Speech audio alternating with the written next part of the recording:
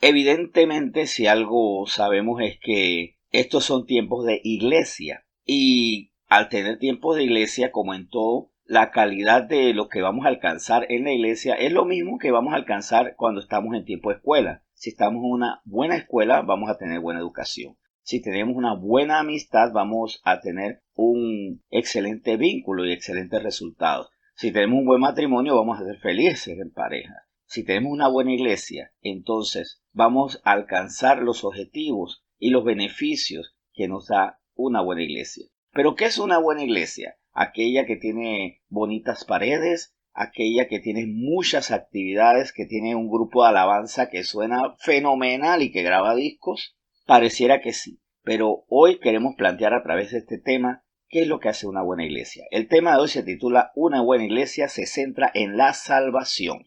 Y bueno, las iglesias buenas y saludables están marcadas por la predicación de la palabra, porque estas son iglesias centradas en los principios del Señor y porque tienen un buen entendimiento bíblico del Evangelio y la conversión, que es el arrepentimiento para gozar de esas buenas nuevas de Cristo, su plan de salvación.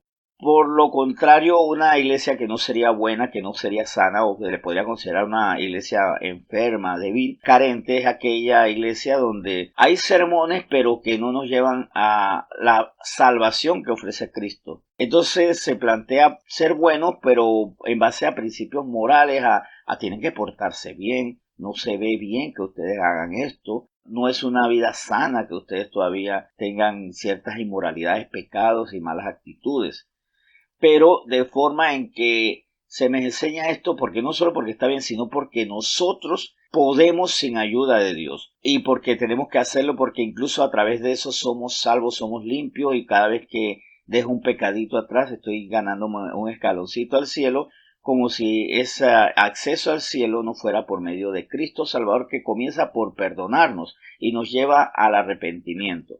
Claro que el arrepentimiento es legítimo, es necesario, es el paso fundamental para recibir a Cristo como el Señor, pero para recibirlo a Él y no para nosotros en un esfuerzo sin Él alcanzar la salvación o limpiar nuestro karma o cada vez ser más similar a los budas o a cuanta otra falsa doctrina se promueve en un templo que no es una buena iglesia o en una filosofía que no es promovida por una buena iglesia.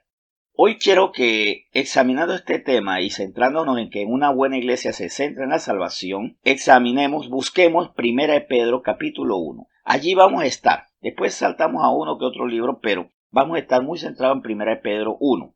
Vamos a empezar por los versículos 23 al 25 y para eso hago la lectura. Dice así: siendo renacidos no de simiente corruptible, sino de incorruptible por la palabra de Dios que vive y permanece para siempre, porque toda carne es como hierba, y toda la gloria del hombre como flor de la hierba se cae y la flor se cae, mas la palabra del Señor permanece para siempre. Y esta es la palabra que por el Evangelio os ha sido anunciada. Aquí inmediatamente se nos centra en el hecho de la salvación. ¿Nosotros qué somos? Los que hemos recibido a Cristo como el Señor, como el que manda, como el que dice, el que determina, como el único camino al Padre. Somos gente que ha nacido nuevamente. Recordar lo que estamos hablando ayer de Nicodemo, que es necesario nacer de nuevo para entender las cosas de Dios. Bueno, nosotros en el momento en que confesamos que Cristo es el Salvador, Él es el Señor y que de Él debemos ahora depender, somos renacidos, pero no de simiente corruptible, no de actos humanos, no es que tenemos una nueva naturaleza hecha por nuestro propio pecado, sino por la santa presencia del Espíritu Santo que nos va limpiando, nos va lavando. ¿Y por qué esto es importante? Porque, vuelvo y repito, una iglesia que no se centra en la salvación y más bien quiere que las personas se porten bien, porque no es nada correcto portarse mal, porque es inadecuado, se ve mal, hace daño, pero sin poner punto central en el hecho de la salvación, se parece a cualquier club, filosofía, donde se nos enseña buenas obras, pero que no le da el lugar y la honra a Jesucristo. Nuestra fe tiene que fundamentarse en que somos personas que seguimos a alguien que murió y resucitó. Eso debe ser nuestra fe. Nuestra fe tiene que centrarse en la salvación y no importa el énfasis que tengamos, porque también podríamos decir, es que bueno, es que mi iglesia se centra mucho en los dones o se centra mucho en el estudio doctrinal o en el caso de nuestra iglesia en la teoterapia, el tratamiento de Dios.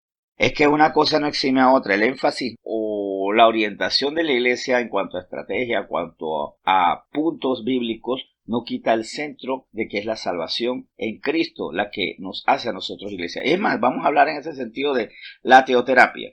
La teoterapia es el tratamiento de Dios para ser sanos de todos nuestros inconvenientes, de todas nuestras lesiones, de todos nuestros pecados, nuestras impurezas. ¿Qué hay más teoterápico que nos libera del miedo, de la tristeza, de la angustia o del rencor o de cualquier cosa o de la baja autoestima también? ¿Qué es más teoterápico que el hecho de que nosotros sin merecerlo somos salvos? No somos el centro del universo, pero sin embargo Dios, que es el centro de la creación, a nosotros nos ha levantado, ha dejado de tomar en cuenta todos nuestros pecados y con esto tendremos acceso a quien es el centro del universo, la fuente de todo bien, la fuente de toda vida. Entonces, contrario a cualquier fe que habla de que nosotros somos pequeños dioses, de que nosotros somos el centro del universo, más bien humildemente nos rendimos ante quien sí lo es y nos lleva a su presencia. Vamos a ponerlo en el contexto de la teoterapia. Cuando se atiende a un ser humano, normalmente vemos que la persona tiene a veces baja autoestima. Ser salvo por la gracia debe quitarme a mí cualquier señal de baja autoestima. ¿Cuál es tu baja autoestima? Es que yo no me siento importante. Pues Dios te dignifica. Es que yo siento que soy malo. Sí, y por eso tengo esta baja autoestima. El Señor te perdona. El Señor ya no toma en cuenta tus pecados y los echa al fondo del mar. Es que el problema es que yo siento que nadie me ama, porque de tal manera amó Dios al mundo que dio a su Hijo unigénito para que todo aquel que en él cree no se pierda, mas tenga vida eterna. Así que, ¿cómo no te vas a sentir amado? Es que el problema mío es, y por eso mi alma está lesionada, que yo siento que la gente siempre me sobreexigió y por eso yo ahora soy tan perfeccionista.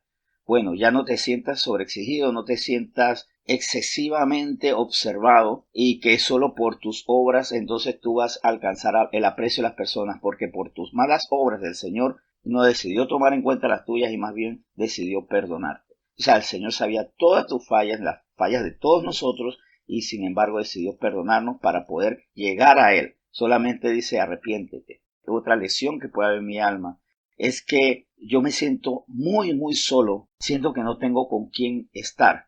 Bueno, el Señor mismo nos dice que dentro de su plan de salvación, Él ha tocado a la puerta y ha llamado. Y si un día nosotros oímos su voz y le abrimos la puerta, Él entra a nosotros y nos da alimento diariamente. Así que ya por ese plan de la salvación que incluye darnos su espíritu, ya no podemos sentirnos solos. Ya no podemos sentirnos abandonados. Y esto es lo maravilloso de la doctrina de la salvación, que a nosotros nos lleva a entender que no debe haber ya lesiones en nuestra alma y que nuestra alma precisamente será limpiada, porque es que también a veces no crecemos porque decimos, es que todo esto que yo he hecho, ¿quién me lo podrá quitar? ¿Quién me lo va a perdonar? ¿Cómo se va a ir de mí? Pero cuando vemos que hemos recibido el Espíritu Santo que nos limpia, nos lava, nos da un corazón nuevo, un espíritu nuevo y nacemos de nuevo, comienza la cuenta en cero para empezar, para iniciar esta vida que Él tiene para nosotros. Entonces ahí nosotros tenemos teoterapia. O sea que enseñar la teoterapia sin comprender la salvación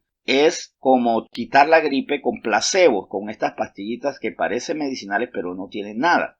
La teoterapia, sin comprender el plan de salvación, no nos va a hacer efecto. Y tal vez eso es lo que a veces hemos fallado, tal vez nos hemos entusiasmado con temas que son necesarios. Y muchas veces en las iglesias, ya aquí no hablamos solamente de la nuestra, sino en las iglesias del mundo, nos hemos centrado sí en el convivio entre los hermanos, pero no un convivio con Cristo profundo y un convivio con su salvación. Tal vez no hemos centrado mucho en el hacer vida nueva, pero sin entender que esa vida nueva tiene que ser fruto de la gratitud que nos da la salvación, la seguridad que nos da la salvación. De que a qué temeremos si lo más difícil o invencible para el ser humano, que es la muerte, ya el Señor la venció y nos lleva a vencer. En ese sentido, ¿cuál puede ser también nuestro otro énfasis? Bueno, nuestro otro énfasis puede ser yo quiero ser prosperado en todas las cosas y tener una vida nueva. La mayor prosperidad está en el alma, que ha sido librada del pecado por parte del plan de salvación. O, por ejemplo, también puede estar el otro énfasis. Yo quiero por medio del cristianismo que se me enseña esta iglesia, hacer buenas obras para ser salvo. No, cuando yo entiendo el plan de salvación, ya yo no hago buenas obras para ser salvo y estoy desesperado o preocupado, y si no llego a hacer, acumular, limpiar mi karma de forma adecuada, ¿qué será con mi salvación? No, empezar porque ya yo he sido perdonado, y entonces se produce lo que es la obra genuina de amor no fingido, y es hacer el bien porque estoy tan agradecido con mi Salvador que quiero seguirlo a Él, porque Él se vuelve para mí admirable y admiro lo que Él hace, admiro lo que hizo en mi vida y ahora lo quiero seguir. Entonces aquí vemos cuando la buena iglesia se centra en la salvación, nuestras buenas obras no son para ganarla, sino son fruto de un corazón sanado, restaurado, que se siente amado, perdonado, y por ese perdón que recibió se capacita y sabe que tiene que perdonar a los demás. Si el Señor nos perdonó todo lo que hemos hecho, ¿cómo no perdonar el malentendido, la discrepancia con el hermano, con el familiar, con el padre, con el hijo, con el amigo, con el vecino, con el compañero de trabajo? Entonces, mi nueva actitud se da por medio del entendimiento de que ya no se me toma en cuenta este pecado, de que si hago las cosas que hago es también para mostrar a Cristo. Y eso también me recuerda un poco lo del tema de ayer. O sea, mostrar a Cristo, que Cristo sea entendido, que el Dios Padre sea entendido por medio de nuestra vida, de lo que la gente entiende que Él ha hecho en nuestra vida. Siempre busquemos que en nuestra iglesia se centre el tema de la salvación. Si dejamos de pensar en el tema de la salvación y no le damos la máxima importancia, corremos el peligro de volvernos una iglesia moralista por nuestras propias fuerzas, una iglesia que no glorifica a Cristo, porque nuestra labor ahora es glorificar a quien nos salvó. Una iglesia que ama al Padre pero a su manera. Pero ¿cómo yo me puedo rendir al Padre cuando yo comprendo lo que Él ha hecho por mí? Entonces dejo de ser alguien que hace las cosas por convivio, por costumbre, por moralidad humana, y comienzo a vivir detrás de quien me salvó. Y así podría ser en cualquier énfasis. Si mi iglesia tiene mucho énfasis en los dones, pero comprendo el plan de salvación, entonces por amor yo quiero los dones, con ese amor que todo lo sufre, todo lo soporta, todo lo espera. ¿Cómo era lo que pasaba con la iglesia de Corintio? Que ellos anhelaban los dones, pero ellos tenían que crecer en el amor que impacta, el amor que se concreta y es completamente veraz, el amor que se profundiza cuando yo entiendo la salvación inmerecida que todos hemos recibido. Sea cual sea el énfasis, si nace del hecho de que somos salvos, de que somos renacidos no de simiente corruptible, sino de incorruptible por la palabra de Dios que vive y permanece para siempre, entonces hasta eso que queremos buscar no va a ser egocéntrico y va a tener propósito santo. Al final también esto nos va ubicando, nos va quitando el egocentrismo que a veces tenemos los cristianos, que nos consideramos demasiado santos, cuando bueno y santo solamente es el Señor. Y afincarnos en esto para no temer y para decir siempre la verdad. ¿Y cuál es la verdad? Que Cristo resucitó. Porque, como dice 1 Corintios 15, versículo 14, y si Cristo no resucitó, vana es entonces nuestra predicación, vana es también vuestra fe. Para centrarnos nuevamente en 1 Pedro, en el capítulo 1, recordar lo que dice el versículo 13. Por tanto, ceñid los lomos de vuestro entendimiento, sed sobrio y esperar por completo en la gracia que os traerá cuando Cristo sea manifestado. Vivir la gracia de Cristo.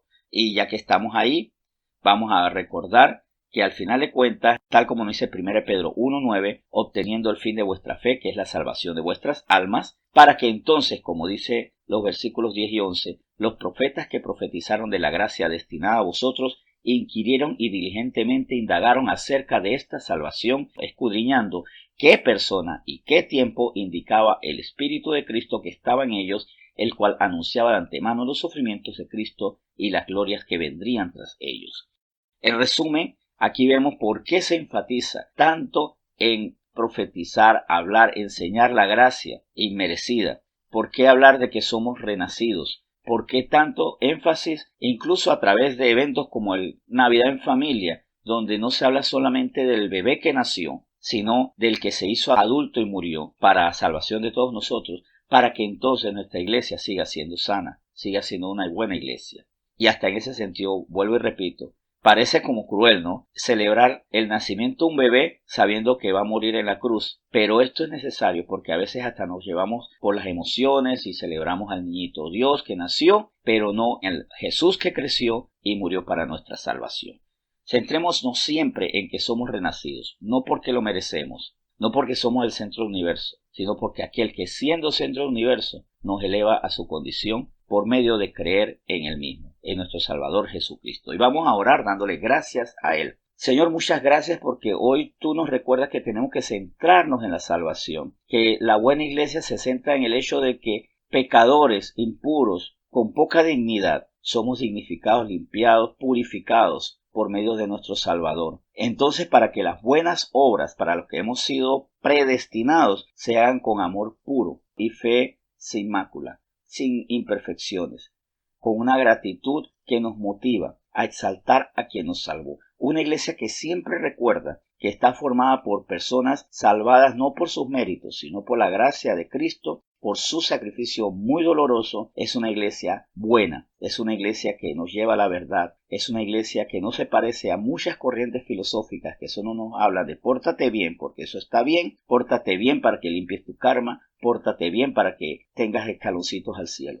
No podemos fabricar ningún escalón al cielo, no humanamente, pero sí podemos entrar a la puerta por medio de la fe en el Hijo de Dios que se entregó por nosotros, y porque también por creer en eso, entonces nosotros vamos a vivir un genuino arrepentimiento, porque ya yo no puedo hacer estas cosas en contra de quien me salvó. Cuando mi iglesia se centra en la salvación y la recuerda, la vive, la experimenta, tiene un celo continuo y una gratitud perpetua por su Salvador. Gracias, Señor, por este tema. Te bendecimos hoy en nombre de Jesús. Amén.